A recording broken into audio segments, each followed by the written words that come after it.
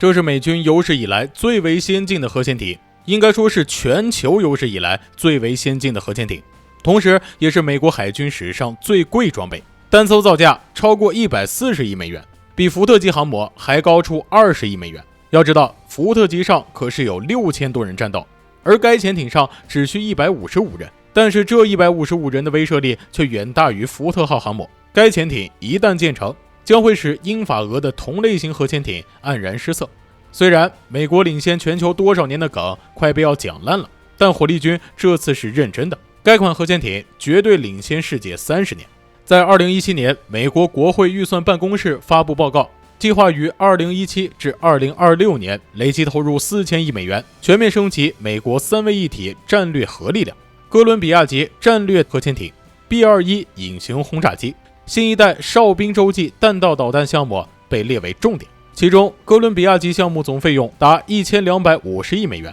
在预算中占据了最大份额，可见美国对该潜艇的重视程度。这就是今天火力军要为大家介绍的美国海军最新一代的哥伦比亚级战略核潜艇。该款核潜艇目前还在稳步建造当中。根据最新报道，美国通用原子公司于2022年3月2日已向美国海军交付了哥伦比亚级首艇哥伦比亚号的第一个轴承支撑结构，并预计于2031年就能形成战斗力并开始作战值班。而目前美国海军在役的战略核潜艇为14艘俄亥俄级战略核潜艇。俄亥俄级与其前代本杰明·富兰克林级战略核潜艇相比，排水量从8000吨一跃上升到了18000吨。吨位跨度如此之大的原因，就是其搭载了美国最新研发的 UGM-96A 三叉戟一型弹道导弹，其 6.2 米的长度无法安装在当时正在服役的本杰明·富兰克林级上，不得已美国才又重新设计一款吨位2倍之大的俄亥俄级，其整体呈长水滴状外形，巧妙地将导弹发射筒融入流线设计中，避免了龟背的出现。都说潜艇是为服务导弹而生，俄亥俄级核潜艇的诞生也不例外。三叉戟到目前为止依旧是全国最为先进的弹道导弹，其配备了3级固体燃料发动机，最大射程7400公里，误差圆周380米。每一枚导弹可搭载8枚10万吨 TNT 当量的核弹头，一枚灭世大礼包足以瞬间将一个中型国家的地图改写。当然，中等国家也配不上这样的三叉戟大礼包，此等末日武器专门是为苏联而造的。苏联人自然也是心知肚明，俄亥俄级核潜艇可以说是自上世纪70年代以来最为成功的战略核潜艇。要说其最成功之处，火力军认为当属炸出了苏联台风级战略核潜艇这条大鱼。70年代的苏联不同于现在的俄罗斯，那时正处于鼎盛时期，家底厚，能随便造啊。于是苏联人为了给老美一记重锤，研制出了到目前为止也是世界上第一大的台风级战略核潜艇，其拥有48000吨的满载排水量，比一些国家航母的排水量还要大。没错，说的就是你，法国。每当台风级核潜艇浮出水面时，都会给人一种它不属于这个星球的感觉。台风级装备20个导弹发射管，其装载的 SSN-20 弹道导弹射程达到8300公里。你看，从潜艇吨位到导弹参数，苏联人都要压美国人一头。再看如今的俄罗斯，一艘冒着黑烟的库兹涅佐夫号都抠抠搜搜不舍得换，简直丢苏联老脸。台风级可谓是苏联呕心沥血打造出的护国神器，这硕大的体格刚开始的确吓了美国人一跳，然而随后美国人发现台风级真的仅有大的吓人，苏联真是该做大的做不大，该做小的做不小。台风级那庞大的身躯一出门就会被美国的声纳发现，并且配备的潜射弹道导弹数量也不及小它1倍的俄亥俄级。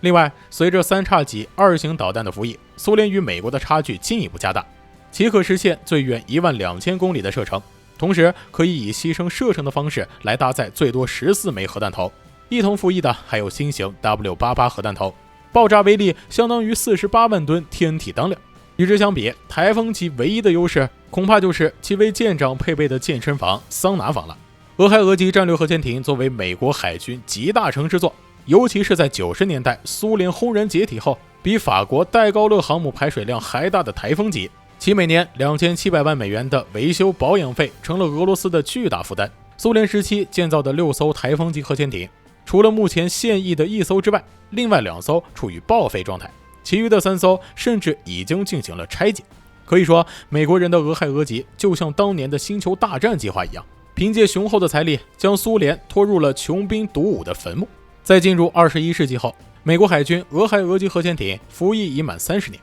其中较早入役的前4艘已经开始老化，无力承担常态战略核威慑巡航值班，再加上全球范围内没有一个能打的，因此美国海军自2002年至2008年将俄亥俄级的俄亥俄号、密歇根号、佛罗里达号和佐治亚州号4艘改装成为携带常规制导导弹的攻击核潜艇。每艘潜艇上的24个直径为88英寸的3叉戟弹道导弹发射管中的22个被改装成为垂直发射系统，其中每个系统均包含7枚战斧巡航导弹发射装置。每艘潜艇最多能够携带154枚战斧巡航导弹，这个数量相当于一个航母攻击大队战斧巡航导弹配备量的70%。一艘俄亥俄级就能够与对方目标形成强大的火力突击，但是美国的海基战略核威慑力量也在进一步减少。美国海军原计划俄亥俄级战略核潜艇的服役期为30年，但经过分析和技术升级之后，其服役时间能够延长到40年以上。即完成第一个20年服役周期之后，经过大修和延寿，再完成一个20年的服役周期。这样，除去前4艘已经改装为攻击型核潜艇的俄亥俄级外，俄亥俄级中在1984年服役的第5艘亨利·杰克逊号成了该级潜艇中服役最长战略核潜艇。经过延寿后，它的退役时间将会在2027年左右。实际上，由于反应堆老化和潜艇疲劳等因素，美国海军将会在2025年退役第1艘俄亥俄级战略核潜艇，其后一直到2039年，剩余的俄亥俄级将保持每年退役1艘的速度，直至全部退役完毕。而替代俄亥俄级的自然就是今日的主角哥伦比亚级核潜艇。美国海军从21世纪初就开始着手研究下一代战略核潜艇的换代项目，也被称为 SSBN-X 项目，旨在为美国海军研制12艘新型战略核潜艇，以取代现役的14艘俄亥俄级战略核潜艇。但当年由于深陷伊拉克战争， SSBX 的进程一度延缓，从2010年后，项目才开始加速运转。美国不是已经全球无敌了吗？为什么又要研制新一代的战略核潜艇？这里面的原因，除了新世纪后国际形势的变化外，另一个因素就是俄罗斯又在悄悄放大招了。得益于21世纪头10年的和平发展，加上国际油价持续走高，俄罗斯靠卖石油积攒了不少家底，底子厚了，就不忘与美国再次较量一番。2013年，俄罗斯服役了其最新型的战略核潜艇，该款核潜艇就是普京曾放言，就是把克林姆林宫卖了，也要及时建造成功的北风之神级战略核潜艇。由此可见，北风之神对于俄罗斯的重要性。该潜艇由圣彼得堡红宝石中央设计局设计。俄罗斯核潜艇一直以来被诟病的最大缺点就是其噪音巨大，极易被发现。因此，北风之神级充分吸收了台风级上的经验教训，做出了大量改进。无论是常规作战还是静默能力，甚至是电子作战系统都有很大提升。北风之神级核潜艇在一定性能上与美国的俄亥俄级相比都丝毫不落下风。其采用双壳体结构设计，使潜艇不仅抗压能力强，能够下潜至更深的海底，而且抗打击能力和抗击沉能力也十分出色，最大下潜深度达到450米，远高于俄亥俄级的300米的极限下潜深度。除此之外，还拥有非常好的隐身性能。俄罗斯的设计师们为了这款核潜艇能够完美的躲过美国的反潜艇系统的跟踪，对这款核潜艇做了很多特殊的设计。根据相关人员的推测，这款核潜艇的下水航行噪音只有区区的108分贝，比俄亥俄级核潜艇还低2分贝。不要小看这2分贝，据资料显示，水下航行噪音每降低6分贝，被敌方被动声纳的探测距离就会缩减一半。另外，北风之神采用的压水反应堆最大功率约为190兆瓦，并且可以同时驱动一台汽轮机达到43000马力，使其在24000吨的满载排水量状态下，航速也能达到29节。而俄亥俄级核潜艇在18700吨满载排水量状态下，最大航速只能达到25节，并且俄罗斯还在这款核潜艇上加装了防辐射级电磁干扰的防护罩，主要就是为了对应美国的导弹防御系统。其配备的布拉瓦弹道导弹携带6至10个高超音速分导核弹头，射程可达8000公里。另外，北风之神级还装备大量的自卫武器，包括4部533毫米的多用途鱼雷发射管，可携带18到40枚鱼雷和 SSN-15 反潜导弹，以及速度达2000节的暴风雪高速火箭鱼雷。这款鱼雷不仅能有效用于反潜作战，甚至可以拦截来袭的鱼雷。除此之外，还装配有12枚 SAN-8 潜射对空导弹，用于攻击执行反潜任务的固定翼巡逻机和直升机。可以说，北风之神级就是奔着超越俄亥俄级去的。而俄罗斯这一招的确让美国人感受到了压力，美国人这才意识到欺负小国打治安战获得的经验远远不足以应对真正的核大国竞争。于是美国的军事战略重心由反恐转向大国竞争，这才将原本停滞数年的下一代战略核潜艇计划拉回正轨。2013年9月25日，美国国会研究局发布报告，对 SSBN-X 弹道导弹核潜艇项目作出介绍与审查。2014年 SSBN-X 项目完成包括总体设计、水动力设计、耐压壳、武器系统在内的多项定型设计。2016年7月28日，美国海军正式宣布 SSBN-X 项目命名为哥伦比亚级，首艇 SSBN-826 命名为哥伦比亚号。2019年5月23日，哥伦比亚号在美国纽波特纽斯造船厂切割首块钢板，这也标志着哥伦比亚级弹道导弹核潜艇正式进入开工生产阶段。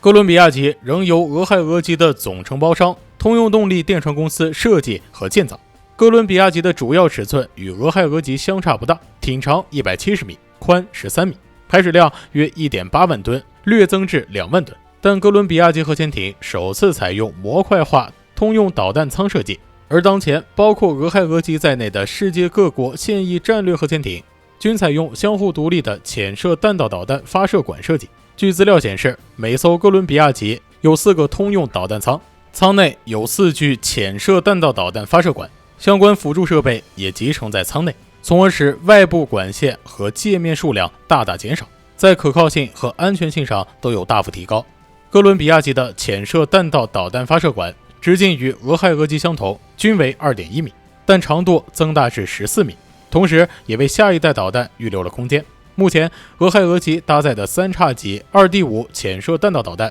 将会在哥伦比亚级上配备。该导弹可携带8枚10万吨 TNT 当量的 W76 核弹头，或8枚 47.5 万吨 TNT 当量的 W88 核弹头，对目标的命中精度可达90米，并且还可携带16枚3叉戟 2D5LE 潜射战略核导弹。该型导弹相比3叉戟 2D5 系列潜射战略核导弹，改进了导弹上的制导与飞行系统，同时延长了导弹自身的使用寿命，使其可以一直使用到2050年左右。其潜艇艇体前部还配置了鱼雷武器系统。哥伦比亚级配备16具潜艇弹道导弹发射管，数量上小于俄亥俄级的24具，并且计划建造的12艘数量也少于俄亥俄级的14艘，相当于可部署的潜射弹道导弹数量由280枚减少到192枚。对此，美国海军及国防部认为，通过科学安排潜艇的训练部署及维护计划，并调节核潜艇导弹搭载核弹头数量，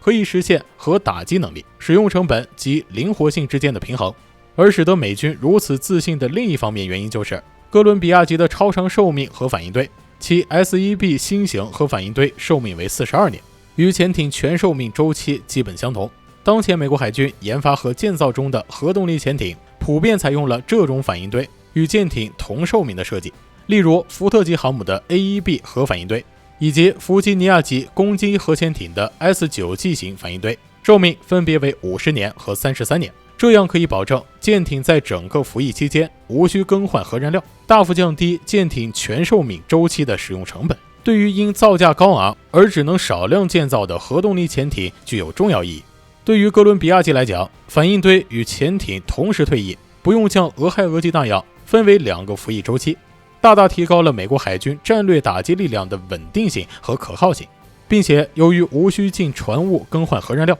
还可以显著提高潜艇载航率，相当于减少了潜艇需求数量。哥伦比亚级与弗吉尼亚级同为通用动力电船公司设计和建造，其大量采用在弗吉尼亚级上得到检验的技术，其无线电设备和操纵观测设备、自卫武器及其作战系统等基本与弗吉尼亚级相同，但由于是最新设计和建造，其信息化及自动化水平自然要比弗吉尼亚级更高。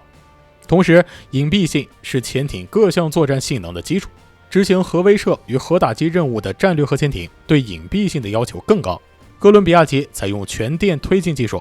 泵喷推进装置以及创新的 X 型尾翼，相比过去大多数潜艇使用的十字形尾翼，能让哥伦比亚级核潜艇获得更好的水下机动性，以及在卡托等情况下增大安全冗余度，并且经过弗吉尼亚级检验的多种隐身措施也将在哥伦比亚级上得到应用。比如在潜艇壳体上铺设声呐隐身材料层，可大幅降低被主动声呐探测到的概率，性能优于传统的消声瓦。这种附层目前在弗吉尼亚级上进行测试，如果不出现更为先进的材料的话，必然会在哥伦比亚级上应用。除此之外，哥伦比亚级的另一个杀手锏就是无人潜航器。美国海军近些年来在该方面发展迅速，可以说是在此领域全球都没有对手，其自主性、续航力及载荷能力不断提高，可在强对抗环境下替代有人平台，执行侦察、监视、情报等高风险任务。美军研发和装备了多种用途和型号的无人潜航器，尤其是波音公司的奥卡超大型无人潜航器，其水下排水量超过50吨。波音公司表示，该款无人潜航器是有史以来最先进的水下武器之一，其采用了先进的泵喷推进器，而不是典型的螺旋桨推进器，进一步提升了无人潜航器的经营性能。奥卡无人潜航器的最快速度为8节，航程超过6500海里，适合执行一系列潜在任务，例如反水雷、反水面战、反潜战、电子战和打击任务。这些行动将通过奥卡无人潜航器所搭载的开放式结构和模块化载重舱来实现。该潜航器还能够发射鱼雷并执行监视任务，还可以在11000英尺的水下为其他海军舰船提供情报支持。待其完整具备作战能力后，哥伦比亚级就必然会与其搭配作战。核动力潜艇配备无人潜航器将会成为水下作战的重要发展方向，将给水下作战带来革命性的改变。相比于常规水面舰艇及非核动力潜艇，战略核潜艇排水量更大，更适合作为其搭载、释放和回收平台。到时候，潜艇就像水面上的航母一样，充当无人潜航器的控制中枢，引导其作战，能够大大提高战略核潜艇的隐蔽性和生存能力。另外，哥伦比亚级战略核潜艇也很可能搭载高超音速武器，同时具备核打击和常规打击能力。高超音速武器尺寸和质量更大，水下作战平台只有战略核潜艇适合搭载。美国已有为3叉戟导弹搭载常规弹头的高超音速武器研发计划。美国海军计划首艘哥伦比亚级将于2028年完成下水，全部12艘则在2039年全部建造完成。一旦全部建造完毕，那么将替代现在的俄亥俄级战略核潜艇，使得美国海军的战斗力提升一个档次，将会大大增强美国的战略核威慑能力。好了，关于哥伦比亚级战略核潜艇的介绍就到这里。你们认为美国的新一代3位一体核打击力量能否继续维持其全球霸主的地位？欢迎将看法发表在评论区。我是火力军，我们下期再见。